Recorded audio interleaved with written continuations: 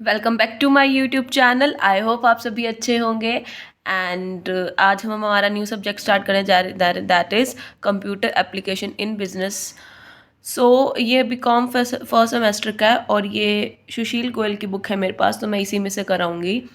And आप सभी बोल रहे थे कि मैम पहले फ़र्स्ट का करा दो, और मुझे भी ऐसा लगा कि मैं फ़र्स्ट का करा के मुझे एक छुटकारा मिल जाएगा फ़र्स्ट वालों से कि उनका कोई मुझे और सब्जेक्ट नहीं कराना, क्योंकि मैं और सब बाकी सब्जेक्ट्स के लिए कैपेबल नहीं हूँ। जो कैपेबल थे वो मैंने आपको ऑलरेडी करा दिए हैं। सो हम स्टार्ट करते हैं हमारी आज की video. This is your syllabus.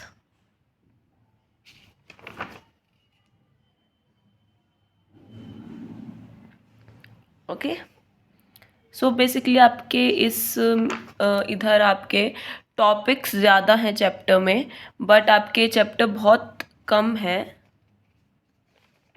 I think 7 या 8 ही हैं ज़्यादा से ज़्यादा। बाकी मैं अभी देख रही हूँ इस बुक को। हाँ जी, 7 है। ओके, सो आज हम अपना फर्स्ट चैप्टर स्टार्ट करने जा रहे हैं, that is computer fundamentals. So देखिए क्या है कंप्यूटर फंडामेंटल। सबसे पहले functioning of a digital computer.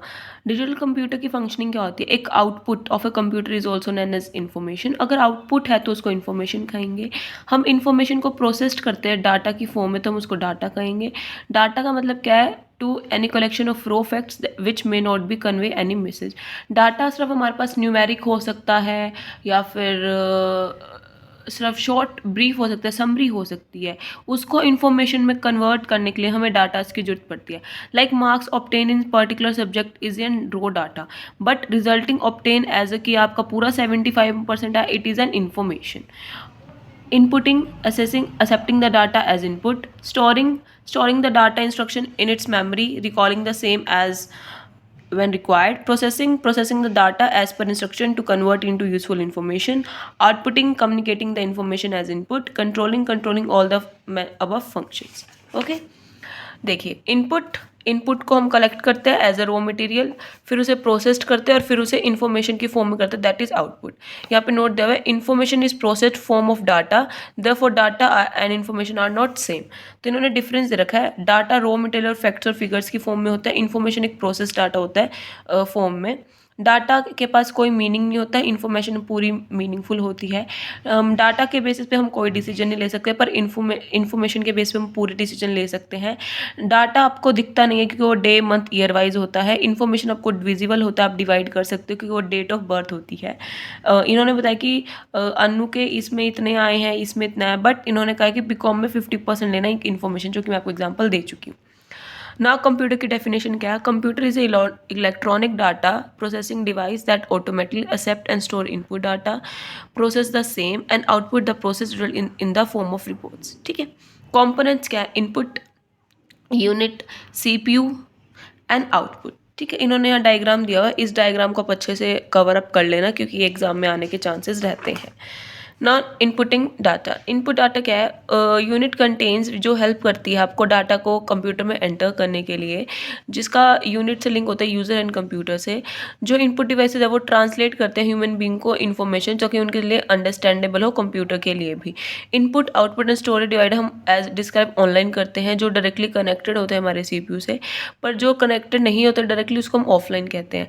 जो इनपुट डिवाइसेज वो कौन कौन है? कीबोर्ड, वीडियो मतलब visual display unit, mouse, light pen, scanner, joystick, या सारे आप आगे पढ़ेंगे। ठीक है, नोट फंक्शंस क्या क्या है?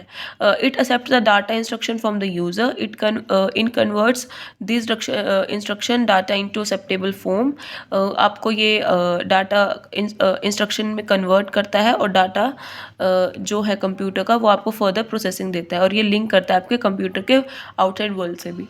आउटपुट डाटा क्या होता है? जो आपको डिवाइसेज आपको हेल्प करता है इन्फॉर्मेशन प्रोवाइड करने में, ये यूजर्स और कंप्यूटर से लिंक करता है, और जो डिवाइस है वो ट्रांसलेट करता है output in the form of understanding, जो कंप्यूटर समझ सके और पर्सन भी समझ सके। इन्होंने एग्जाम्पल्स दे रखे, आप देख लेना। फंक्शन क्या है? It accept the result produce by the computer, ये एक्सेप्ट करता है जो कंप्यूटर प्रोड्यूस करता है।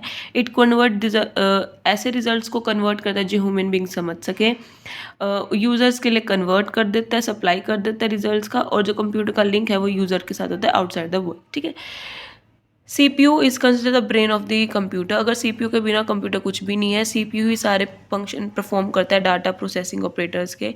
वो डाटा स्टोर भी करता है, उसका रिजल्ट भी देता है, इंस्ट्रक्शन मतलब प्रोग्राम भी करता है, सारे कंप्यूटर के पार्ट्स को ऑपरेट भी करता है। और कंप्यूटर के पास खुद ऑल्सो 3 पार्ट है। सबसे पहले ALU।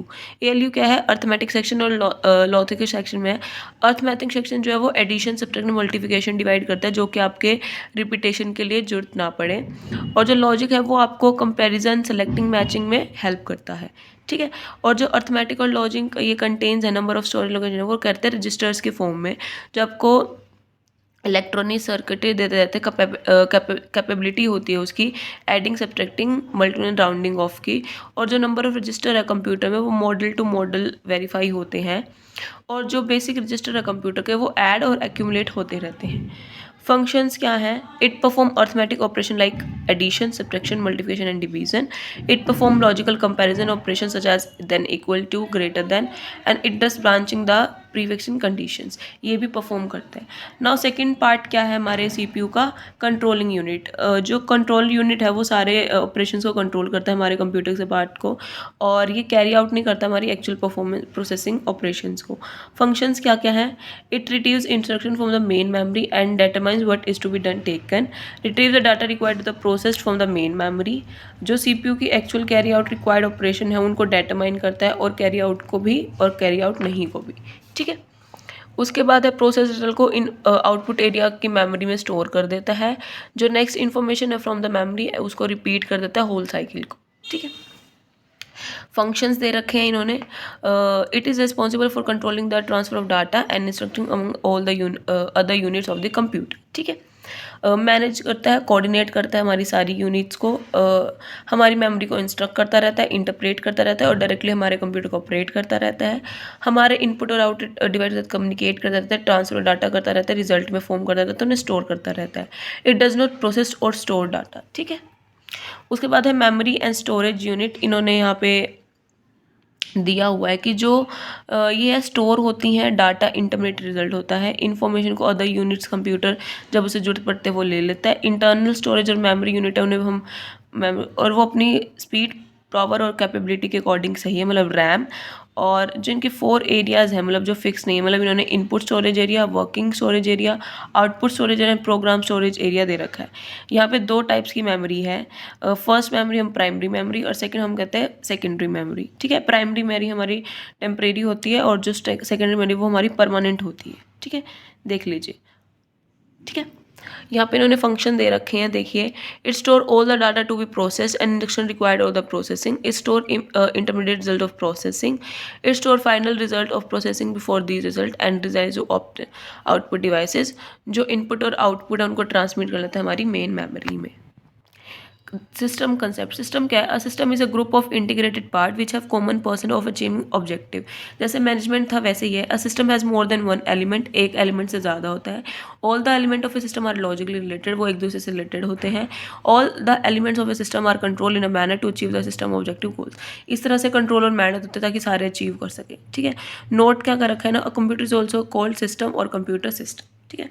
Y computer is called a data processor? क्यों?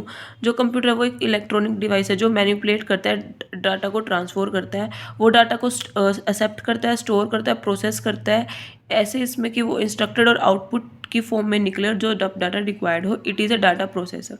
CPU is the electronic circuit which carry out the processing and CPU refers to a processor, ठीक है। जो हमारा CPU है वो अर्थमेटिक लॉजिकल यूनिट को परफॉर्म करता है और हमारे सारे ऑपरेशंस को कंट्रोल करता है, इंस्ट्रक्ट करता है, एग्जीक्यूट करता है। करेक्टरिस्टिक्स क्या है? एडवांटेजेस क्या हैं? हाई स्पीड है, ग्रेट एक्यूरेसी है, लार्ज कैपेसिटी है, हाई रिलेटिव वर्सलिटी है। ये मैं आपको बता देती हूँ। हाई स्पीड, जितनी हमारा कंप्यूटर स्पीडली से हमारी परफॉर्मेंस को कैपेबल अनबिलीवेबल है, और जितना कंप्यूटर हमारे को इन्फॉर्मेशन क्विकली दे सकता है उतना ह्यूमन बींग नहीं दे सकता। कंप्यूटर में जो भी हमारी इन्फॉर्मेशन होगी वो एक्यूरेट होगी, रॉन्ग रिजल्ट का प्रोड्यूस होना ही नहीं बनता, क्योंकि वहाँ पे रॉन्ग इनपुट और इंस्ट्रक्शन कभी भी एरर आ जाता है हमारे, जब हम काम कर रहे होते हैं वो प्रोसेस ज़रूरत होता हो। हमारे इंटरनल मेमोरी ऑफ कंप्यूटर की इतनी सफिशिएंट होती है कि वहाँ पे हम ज़्यादा से ज़्यादा स्टोरेज कर सकते हैं by floppy disk, hard disk और सीडी रोम। इनको डाल के हम अपनी स्टोरेज बढ़ा सकते हैं। जो भी कंप्यूटर की स्पीड है वो रिलायबल होती है अकॉर्डिंग टू फेलियर्स।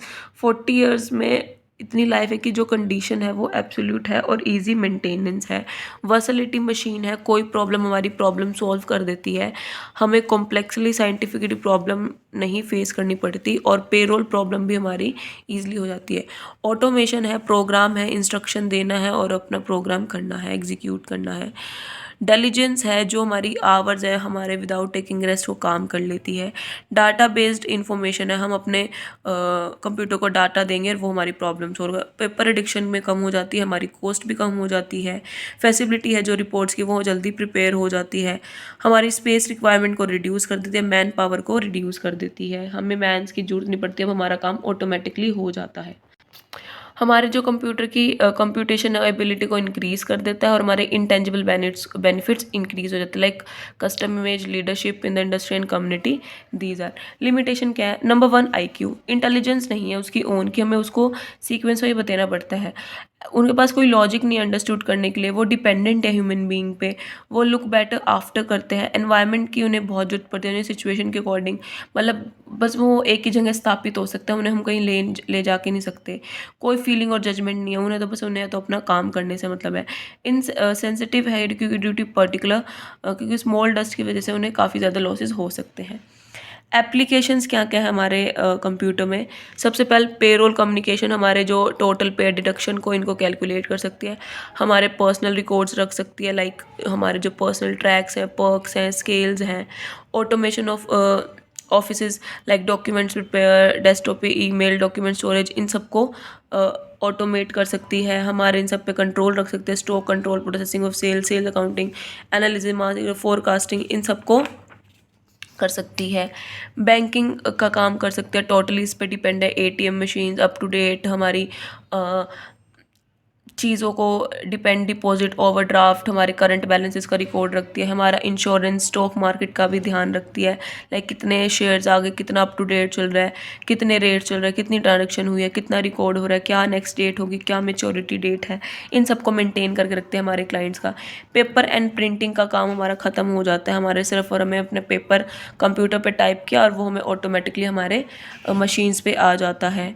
हमारी वेरियस अदर फील्ड में ये काम आते हैं कि जो प्रोसेसिंग डाटा है, हमारी मैथमेटिक प्रॉब्लम सॉल्व करता है, डाटा एनालिसिस कंप्यूटिंग कर देता है, हमारे बहुत सारे अकाउंट्स की प्रॉब्लम सॉल्व करता है, लाइक प्रॉफिट लॉस, इन्वेस्टमेंट और cash flow, ledger, financial accounting. Dedication machine specific task को परफॉर्म कर सकती है। Communication and sharing common resources हैं, इन्फॉर्मेशन को शेयर कर सकती है organizing the through. Various reports को तैयार कर सकती है। Inventory skills, inventory sale trades keeping track. Portal computer भी यूज़ करे जाते हैं। स्टैंड अप है और इन फील्ड्स में यूज़ करी जाती है। ठीक है, आप इन्हें रीड आउट कर लेना, बहुत ईजी आपको समझ आ जाएंगे। ह्यूमन बींग वर्सेस कंप्यूटर, आपको ऑलरेडी पता है कि एक ह्यूमन बींग और कंप्यूटर में क्या डिफरेंसेस हैं। उसके अकॉर्डिंग आपको यहाँ पे 3 टेबल डिफरेंसेस दे रखे हैं। सबसे पहले सिमिलैरिटीज़ दे रखी है कंप्यूटर और ह्यूमन बींग में। देखिए, आप इसे खुद पढ़ेंगे, ठीक है। नाउ डिफरेंसेस क्या हैं? एंड कंप्यूटर और कैलकुलेटर क्या है? ऑल राइट,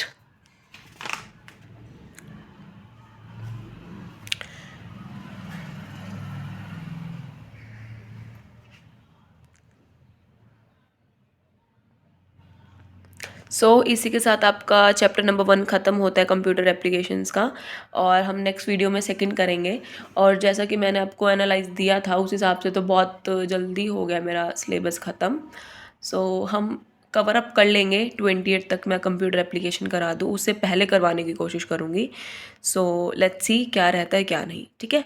इस चैप्टर को अच्छे से कवर अप कर लेना, कोई डाउट हो तो मुझे बता देना।